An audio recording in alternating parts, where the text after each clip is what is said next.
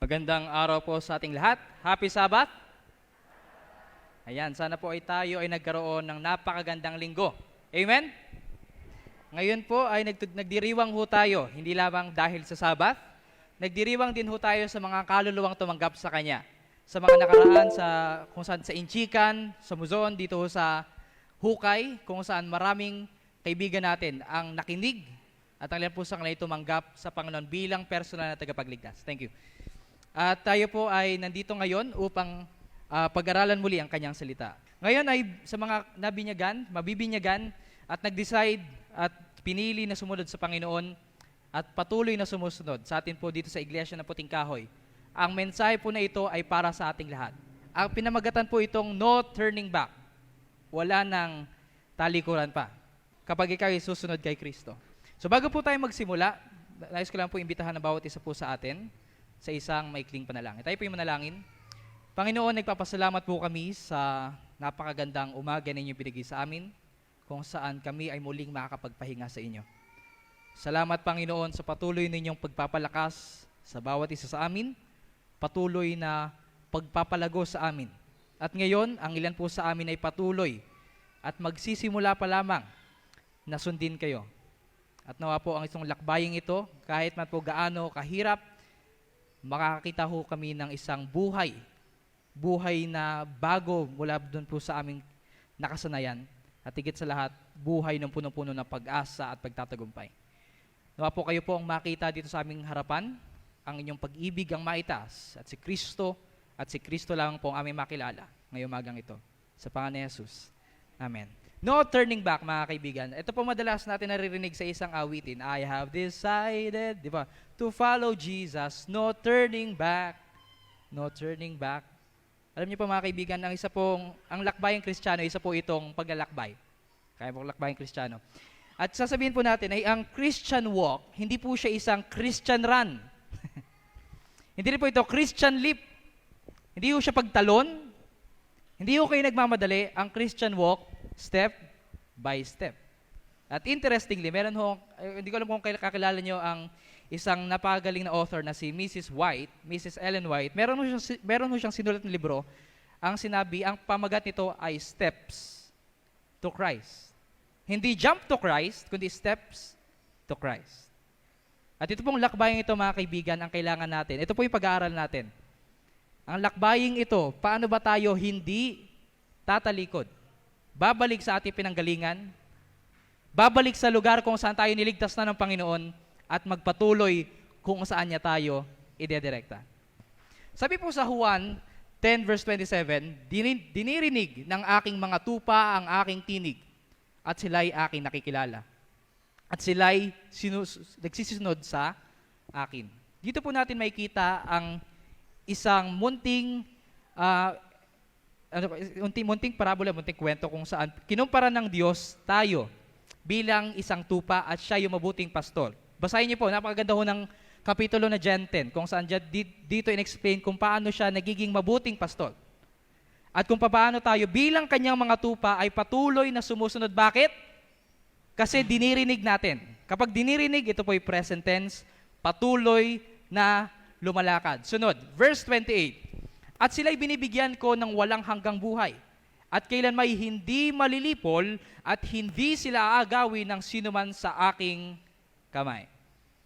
Kaya mga kaibigan, ito po yung gusto ko pong sabihin sa inyo. Kapag kayo ay nakay Kristo, kapag sinunod nyo si Kristo, wala ka na dapat takot na ikaw ay mawalay sa kanyang pag-ibig. Amen? Napaganda po ng sinabi ni Pablo. Sabi niya na, ano pa ba ang magpapahiwalay sa atin sa pag-ibig sa Panginoon? Kamatayan ba, buhay, kalaliman o kataasan, lahat ng ito. Pero sinasabi ko sa inyo, wala kahit isa ang makakapagpahiwalay sa atin sa pag-ibig ng Diyos. At mga kaibigan, gusto ko rin sabihin sa inyo, kung tayo man po ay sumusunod sa Panginoon, piniling sumunod sa Kanya, piniling humakbang sa buhay kasama siya.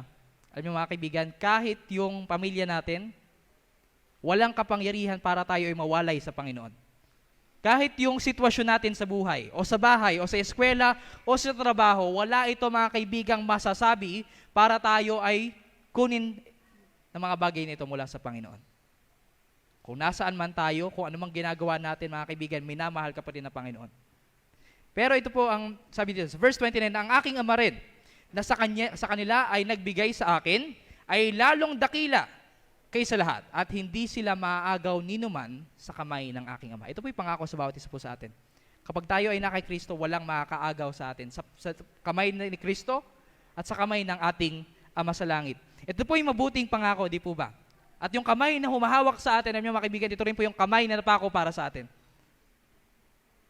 Pero alam niyo mga kaibigan, maraming kaibigan ho natin na daya na rin ho ng kaaway, ang mali ang pagkakaintindi sa verse na ating binasa, na walang makakakuha sa kamay ng Panginoon. Alam niyo po, ito po, dito po nanggagaling ang doktrina, once saved, always saved. Narinig niyo na ho ba yan? Ayan, ito pong doktrinang ito nagsasabi na kahit ikaw, hindi mo kayang piliing lumayo sa Panginoon. Kapag ikaw ay ligtas na, ligtas ka na. Wala ka ng tsansa para ikaw ay lumayo sa Panginoon. Pero alam niyo mga kaibigan, ang tanong ngayon, kung tunay itong once saved, always saved, na minsan ka nang naligtas, habang buhay ka niligtas, kahit ikaw ay lumayo sa Kanya, ligtas ka pa rin, ito ho ba'y biblical?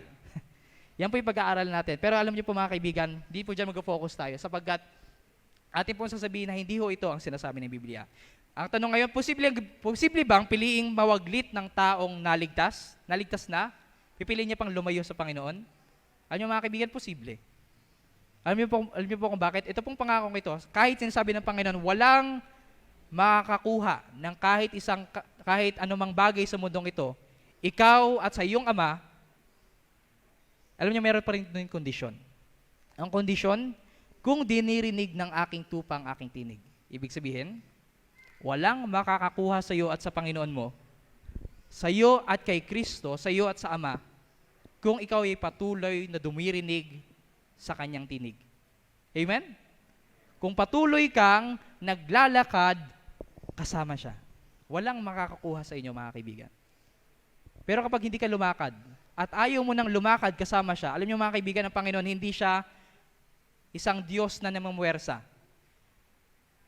Hindi siya yung Diyos na pipilitin ka. Hindi siya yung Diyos na ipe-pressure ka na ikaw ay sumunod. Kundi, irerespeto ka. Irerespeto niya yung decision mo. Kung ayaw mo, sige. Kaya po naman yung mga kaibigan yun, papupunta sa impyerno, yung mabubuhayin magmuli at haharap sa parusang impyerno, mga kaibigan, nandun sila. Hindi dahil tinapon sila doon ng Panginoon, kundi dahil pinili nilang pumunta doon. Hindi nila pinili ang Panginoon, yung chance nilang magkaroon ng panibagong buhay. At sana wala ho sa atin dito ang pumili sa direksyon na yun. Amen? Para din ho yung mag-asawa sa mga kaibigan natin. Kung pipiliin natin na tayo po ay asawa natin ng ating asawa at mahal natin ang ating asawa, tayo pa rin, kasal pa rin po tayo. Pero kung lalayo, yan na ho. Ganun din po ang Panginoon. Ang Panginoon po, bilang Diyos ng pag-ibig, siya rin po yung Diyos ng kalayaan. Kaya po ngayon, hindi po yan yung topic natin. Ito lamang po introduction kung paano po natin pag-aaralan ang tatlo. Ilan po? Tatlo. Tatlong kwento sa Biblia na nagpapakita sa atin na posible pala tayong malayo sa Panginoon. Kahit na tayo ay ligtas na. At sana ito po ay maging warning. Sabi ko po kanina doon sa Sabbath School sa pandemic, na binigay ang kwento sa atin sa Biblia, ang karamihan dito, hindi upang gayahin natin. Pero madalas para maging warning sa atin. Para maging step sa atin na, uy, ganito pala nangyari kapag pinili ko itong bagay na ito. Hindi ko na dapat pipiliin kasi ganun pala yung resulta. Kaya mga kaibigan, tayo po yung mag-aaral ng tatlong kwento. Ang una pong kwento ay makikita sa Matthew 14, kung saan ito po yung kwento kung saan si Jesus, pagkatapos niya pakainin ang napakaraming mga tao, sinabihan niya ang kanyang mga alagad, kayo ay tumawid sa kabilang ibayo ng dagat ng Galilea. Susunod na lang ako sa inyo. Sige, mauna na kayo. At si Jesus, umalis siya para manalangin sa isang bundok. At alam niyo mga kaibigan, sila ay namamangka sa kalagitnaan ng gabi, habang madilim, sa kalagitnaan ng dagat, medyo babagyo-bagyo. Merong naglalakad doon sa tubig na nakaputi. Hindi mo sinabi na nakaputi, pero may nakasabing naglalakad sa tubig. At ito ang sabi nila, Matthew 14 verse 26, at nang makita siya ng mga alagad na lumalakad sa ibabaw ng dagat, si Jesus, ay nangagulumihanan sila. Na nagsasabi, multo! At sila ay nagsisigaw dahil sa takot. Alam niyo mga kaibigan, isa sa ating, minsan darating tayo sa punto ng ating buhay, na darating ang Panginoon sa atin bilang isang blessing, magbibigay siya sa atin ng isang pagpapala, pero tayo pa rin ay natatakot. Minsan tayo ay nabubulag ng ating takot, nabubulag tayo ng pressure sa ating pamilya, nabubulag tayo ng pressure sa bawat isang kakilala natin o mismo sa ating sarili. Nabubulag tayo ng ating sariling kakulangan kaya hindi natin makita si Jesus. Yun po yung nakakalungkot. Sana po hayaan po natin ang Panginoon na magsabi ng ganito. So, verse 27, nung nakita niya nag-aalala, natatakot yung mga alagad, ito po ang sabi ni Jesus. Datapwat pagkay nagsalita sa kanila si Jesus at na nagsasabi, laksan ninyo ang inyong loob. Ako nga, huwag kayong mga takot. Ang Panginoon nagpapalakas sa ating buhay. At alam niyo mga kaibigan, napakaraming beses binanggit ang huwag kang matakot, huwag kang matakot, huwag kang matakot sa Biblia. Nasa sobrang dami nito, pwede mo na itong i-claim araw-araw. Do not be afraid. Do not be afraid. Kasi alam niyo mga kaibigan, yung puso natin, ito'y kusa talagang duwag. Kusang matatakutin. Kasi alam po natin, sa sarili natin, hindi natin kaya. Pero ang Panginoon nagsasabi, nandito ako ito. Huwag kayong mantakot. At sa lakbayang Kristiyano mga kaibigan, tayo ay darating sa panahong tayo ay matatakot. Tayo ay manginginig, tayo ay magdududa at manghihina. Pero kailangan nating panghawakan yung salita ni Jesus na nagsasabing, huwag kang matakot. Huwag kang matakot kung ikaw man ay dumaraan sa isang sitwasyon na ikaw ay nagkakasakit physically, mentally, socially, emotionally, kahit spiritually. Huwag kang matakot. Narito ako. At dahil po dito, merong isang alagad ang lumabas sa bangka. Sino ho ito? Si Pedro. At si Pedro, lumabas siya doon sa bangka. Sinasabi, kung ikaw yan, Panginoon, hayaan mo akong makalakad dyan. Hayaan mo akong sundin ka dyan sa tubig. Maglalakad din ako. At sabi ni Jesus, halika. At ito po yung refleksyon ng mga taong sumusunod kay Kristo. Sa tingin nyo ba, si Pedro, kaya niyang lumakad sa tubig? Meron siyang abilidad sa paglakad sa tubig? Yes or no? No! Pero ano po yung nagpalakas sa kanya para makalakad sa tubig? Si Jesus, yung salita niya na halika. At alam niyo po, ang Kristiyanong lakbayin, hindi po sa ating sarili tayo naglalakad. Hindi dahil meron tayong lakas kasi kaya ko maging mabuti, kaya ko maging mabait, kaya ko maging ilaw, kaya tayo nagliliwanag, kaya tayo naglalakad, kaya tayo nagpapatuloy, hindi ho. Kaya tayo nagpapatuloy dahil pangako ni Jesus na palalakasin niya tayo habang tayo ay lumalakad. Amen? Ang kanyang pagtawag ay kanyang mga pangako. Naalala ko po ang napakagandang sulat ni Mrs. White. Sabi niya, His biddings are enablings. Ang kanyang pagtawag ay ang pagbibigay kapangyarihan sa iyo sumunod sa pantawag na yun. Kaya nagkaroon ng kalakasan si Pedro maglakad sa tubig dahil tinawag siya ni Jesus. At kung tayo'y tatawagin, huwag tayong mag-alala kasi hindi ko kaya. Kasi hindi mo talaga kaya yan, kaibigan. Pero kung kasama mo si Jesus, magkakaroon ka ng abilidad. Pero alam niyo nangyari? Kahit naglalakad na si Pedro, lumalapit siya kay Jesus, ito ang nangyari. 14 verse 30, datapwat pagkakita niyang malakas ang hangin, ay natakot siya. At nang siya ay malubog, ay sumigaw na nagsasabi, Panginoon, iligtas mo ako. Ano lamang yung nagpalubog kay Pedro? Naglalakad na siya sa tubig, good to go na siya. Pero inalis niya yung focus niya kay Jesus. Sa halip na tumingin sa kanyang tagapagligtas na nagpapalakas sa kanya, na tumatawag sa kanya, tumingin siya sa bagyo.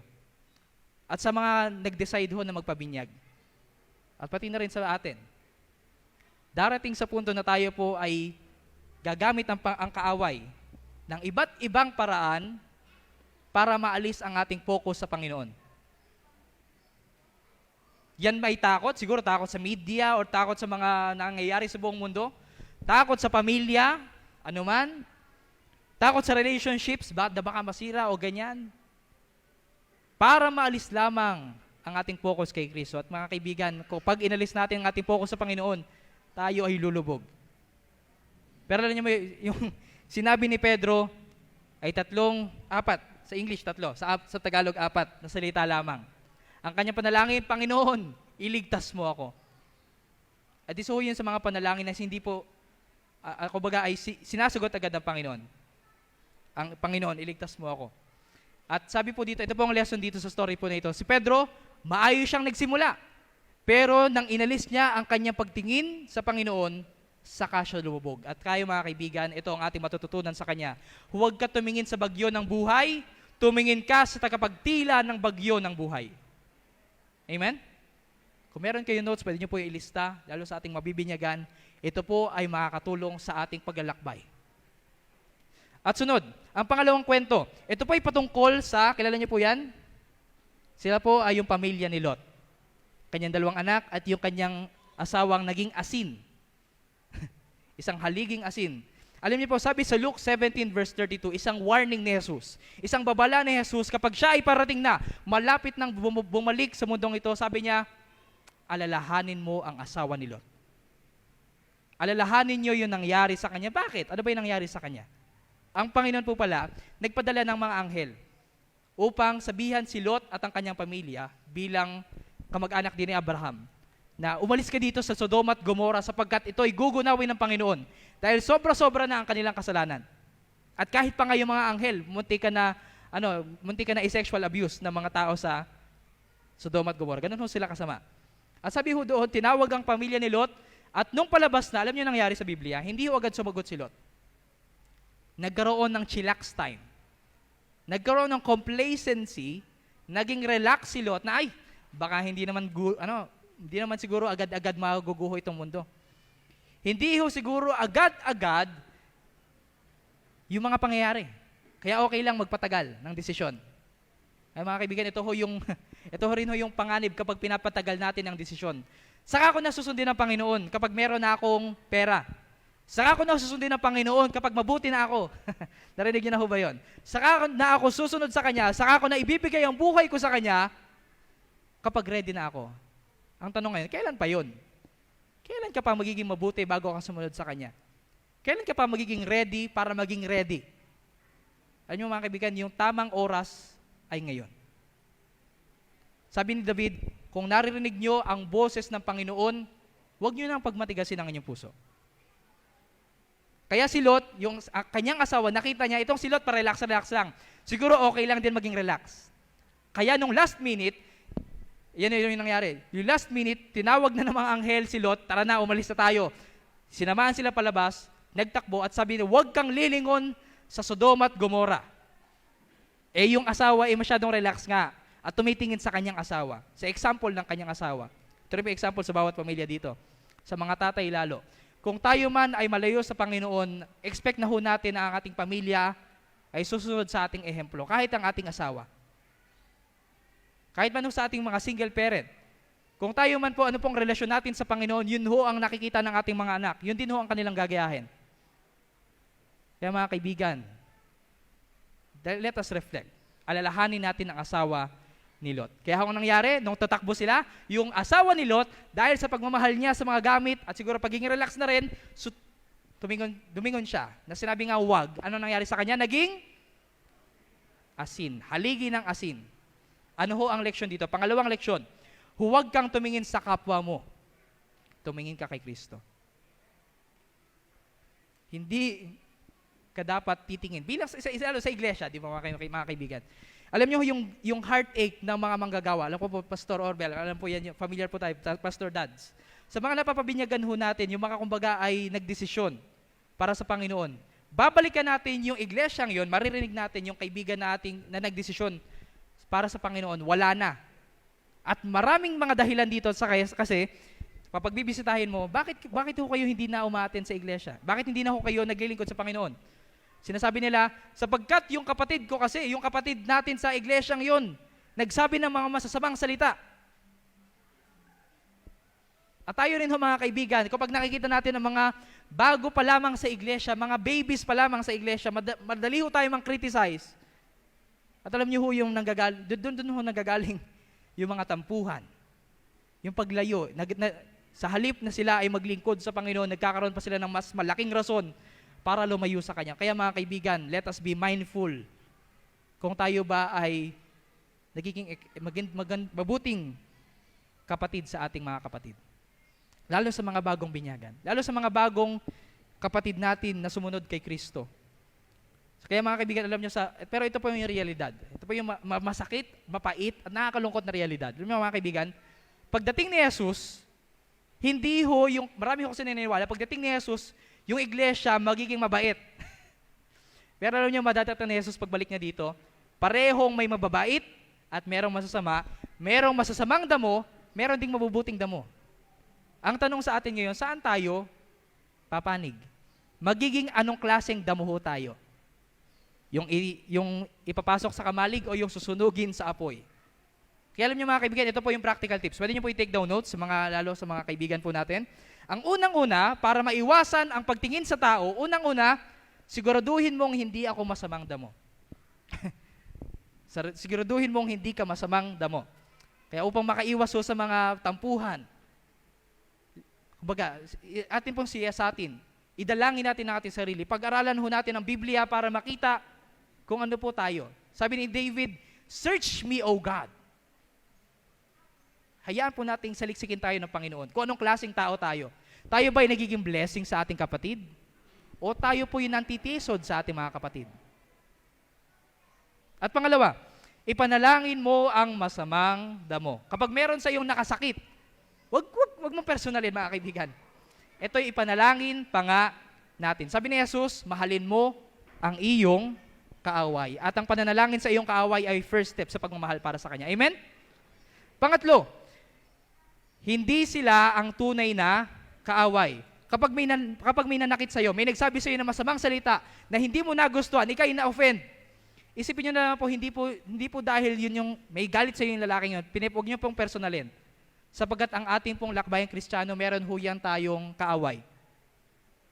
At sabi ni Pablo, ang ating kaaway, ang ating kalaban ay hindi laman at buto, laman at dugo, kundi sa Espiritu. Ibig sabihin, ginagamit lang ho sila ng kaaway. Ang tunay nating kaaway ang kaaway na gumagamit lamang ng instrumento sa iglesia. Kaya mga kaibigan, wag ho tayong magpapagamit. Amen? Magpagamit tayo sa banal na Espiritu. Sabi ho dito, ito pong advice ni Pablo. Sa Romans 16 verse 17, "Ngayoy isinasama ko sa inyo mga kapatid. Natandaan ninyo," ano po yun? "Ang mga lumilikha ng pagkakabahabahagi at mga katitisuran na laban sa mga aral na iyong natutunan." Ano pong gagawin natin?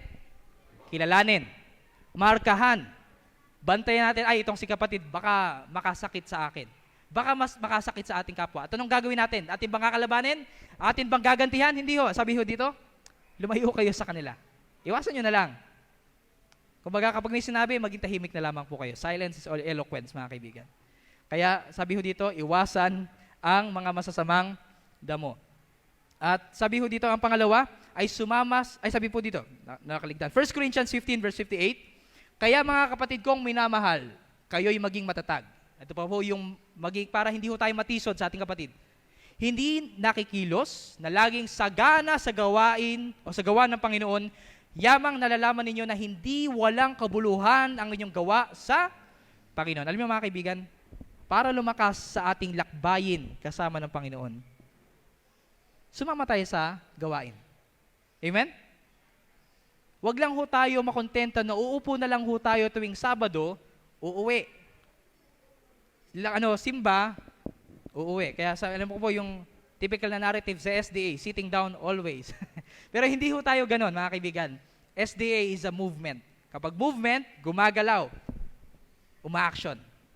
At kung gusto niyo maging malusog, mga kaibigan, sumama kayo sa VOY, sumama kayo sa iba't ibang mga gawain sa iglesia, prayer marathon, napakaganto ito mga kaibigan.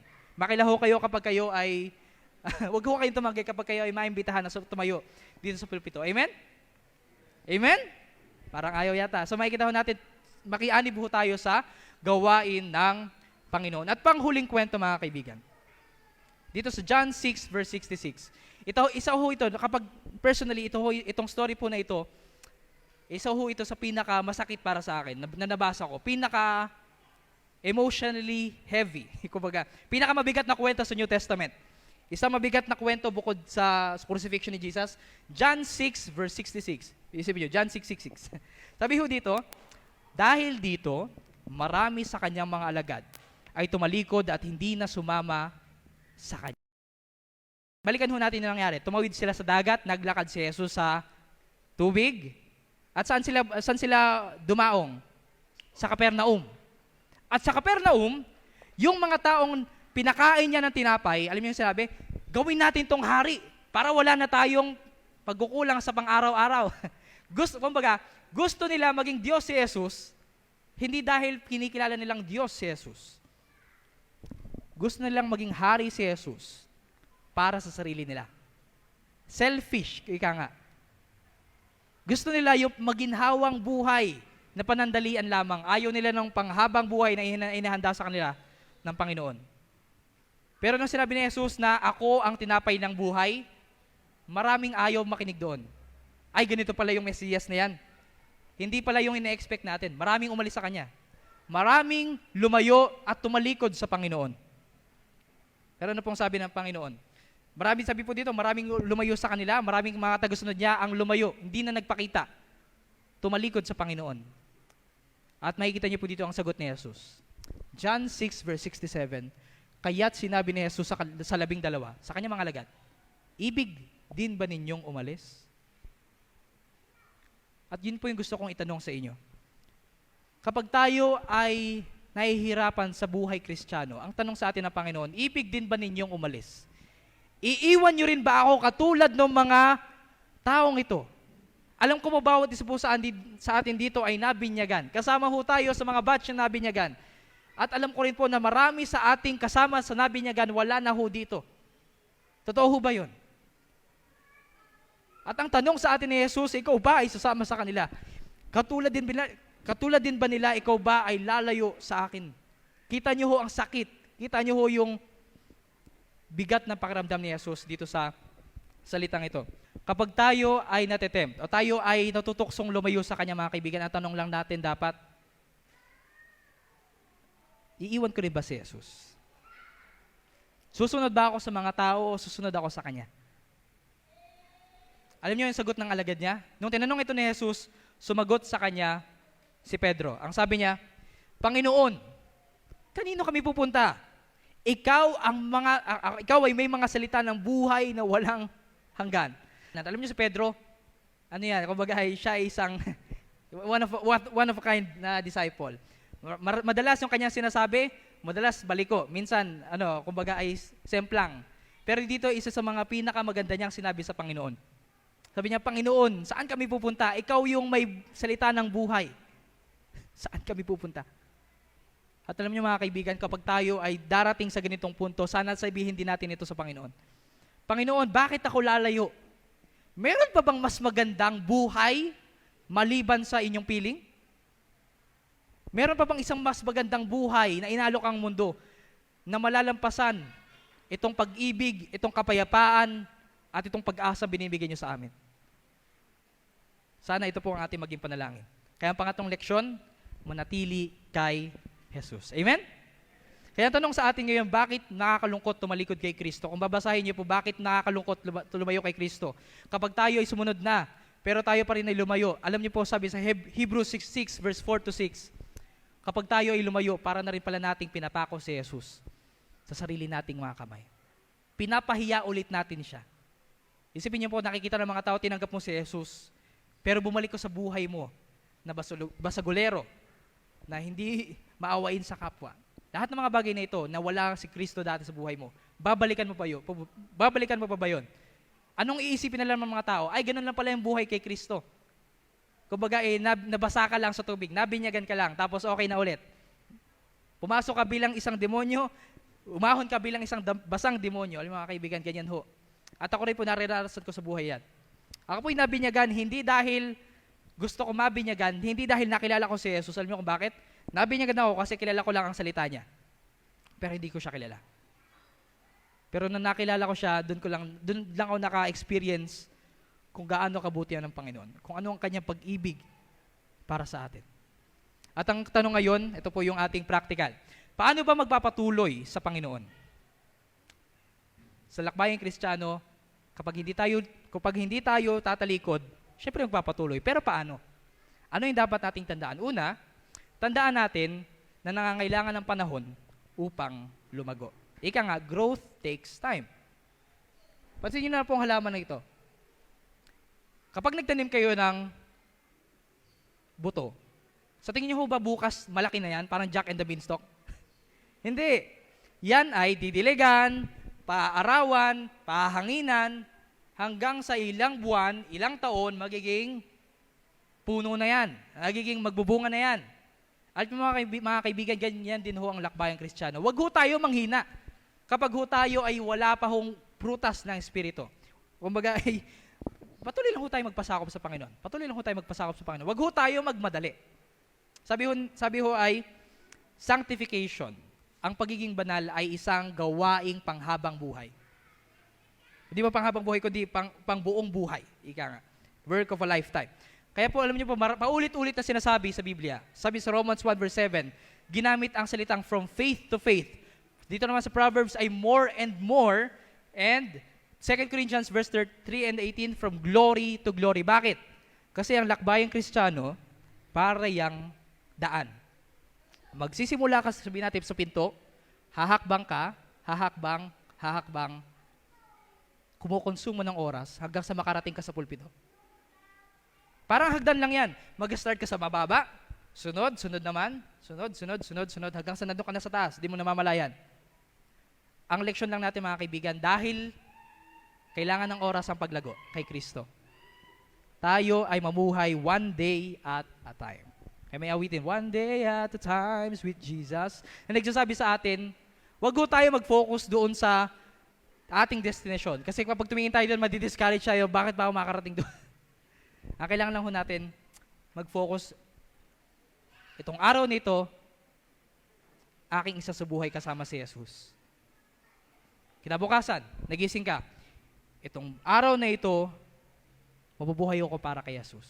Yun lamang, focus ka lang ngayong araw. Kapag nagawa mo yun, mga kaibigan, hindi mo namamalayan na ikaw yung nagmamature. Ikaw ay lumalago. Amen? Ang pangalawa, paano hindi manghina sa lakbayang Kristiyano? Tandaan na ang struggles ay tanda ng buhay. Ay mga kaibigan, struggles. Darating talaga tayo dyan. Na meron tayong hindi mabitaw-bitawang mga ugali.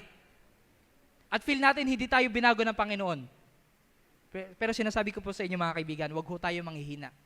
Kapag meron ho tayo mga ugali na hindi natin mabitaw-bitawan, na paulit-ulit bumabalik sa ating buhay, yung mga pagkakamali natin na alala pa rin yung mga nakaraan natin.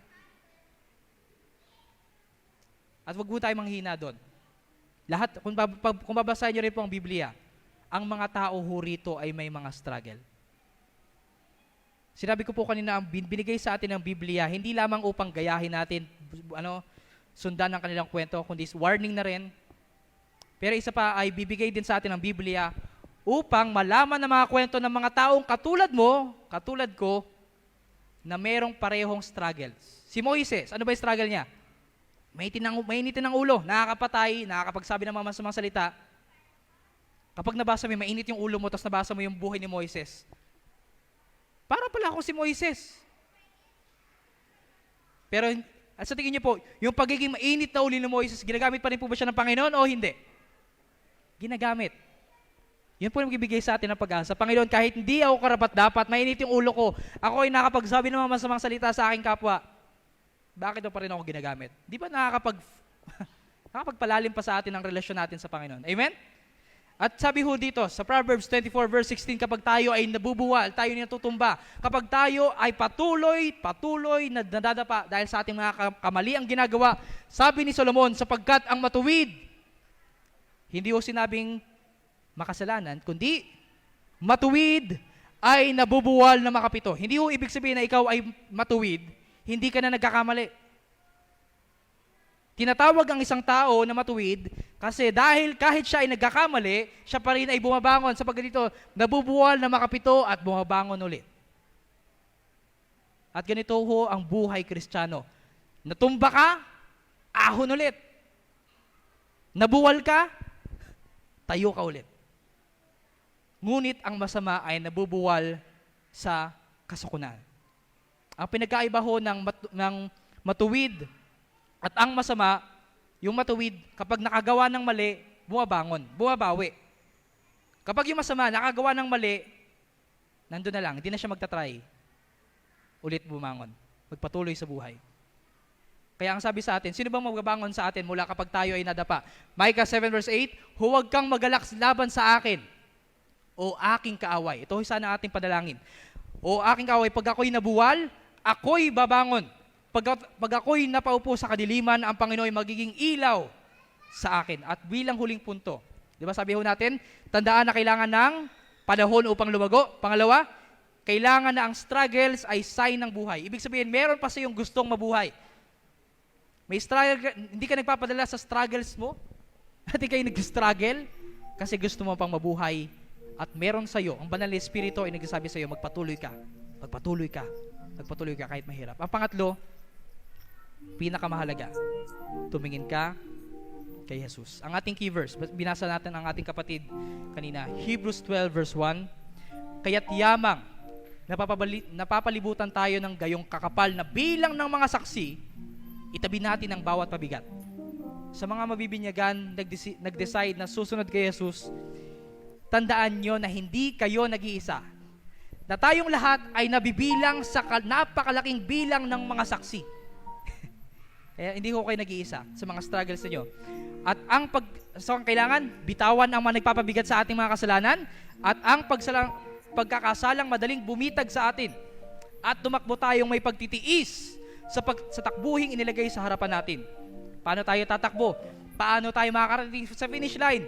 Sabi dito, pagmasdan natin si Jesus na siyang nagtatag at nagpasakdal ng ating pananampalataya.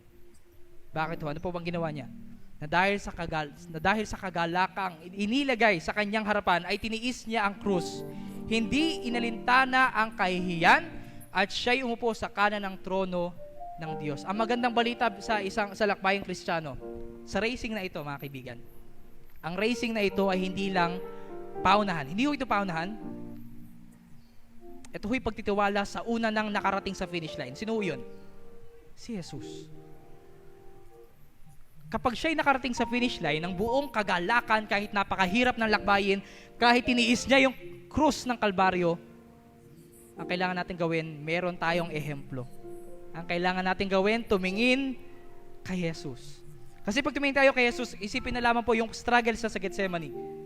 Nung pinapatong sa kanya ang kasalanan ng buong mundo, hindi ho madali yun. Kasalanan, hindi lang kasalanan, kundi kamatayan ng buong mundo.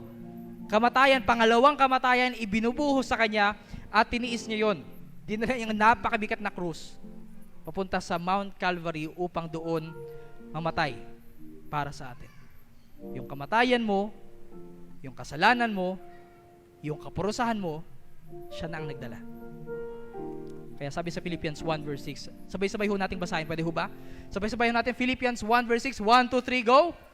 Ako'y panatag sa bagay na ito, na ang nagpasimula sa inyo ng mabuting gawa, siyang naniniwala ho ba tayo dito? Tayo ho ba ay panatag? Na sinimulan ito, hindi natin, sinimulan ito ng Panginoon sa atin. At kung siya yung nagsimula, siya rin ang magtatapos. Ang lakbayang Kristiyano, oo, mahirap. Oo, meron kang kaharaping mga pagsubok ng buhay. Pero si Jesus yung kasama mo. At bilang pagtatapos, kilala niyo po ito po si Derek Redmond.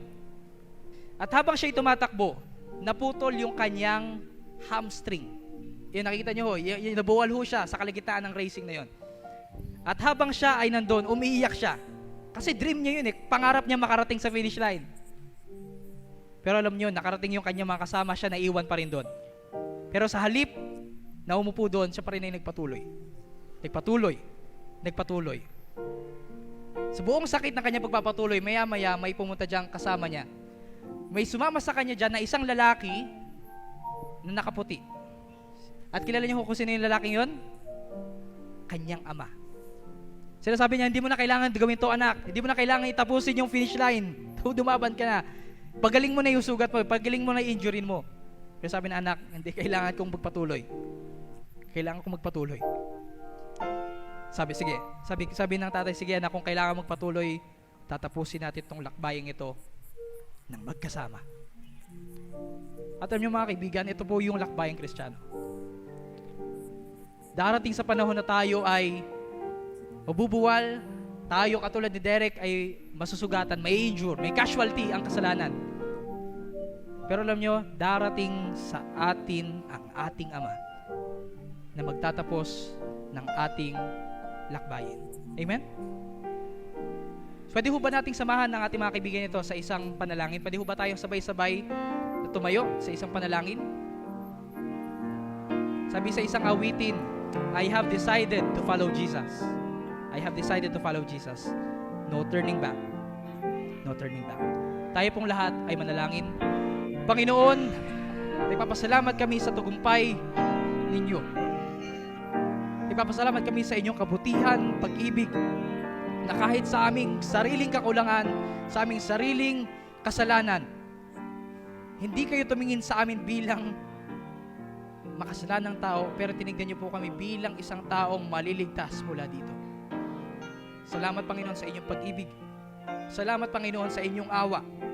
Salamat, Panginoon, sa inyong tagumpay sa buhay ng aming mga kaibigan dito na nag-decide at pumiling sumunod sa inyo. Ngayong araw na ito hanggang sa kayo ay dumating. Palakasin ninyo sila, Panginoon. Alam namin ang kaaway ay darating sa kanila, katulad ng pagdating ng kaaway kay Kristo nung siya'y nabinyagan. Pero alam namin na kami, ang aming panghahawakan lamang ay si Kristo, ang katotohanan, ang daan at ang buhay. Si Jesus lamang ang aming pag-asa. Kaya po, pwede po bang patibayin niyo ang aming mga puso? Protektahan niyo po kami sa anumang atake ng kaaway. At nawa po, hindi po kailanman kami umalis sa inyong presensya, kundi kami maghiwa-hiwalay kasama ng inyong presensya ngayong araw na ito hanggang kayo ay bumalik. Ito lamang ang hiling at dalangin sa matamis na pangalan ni Jesus. Amen.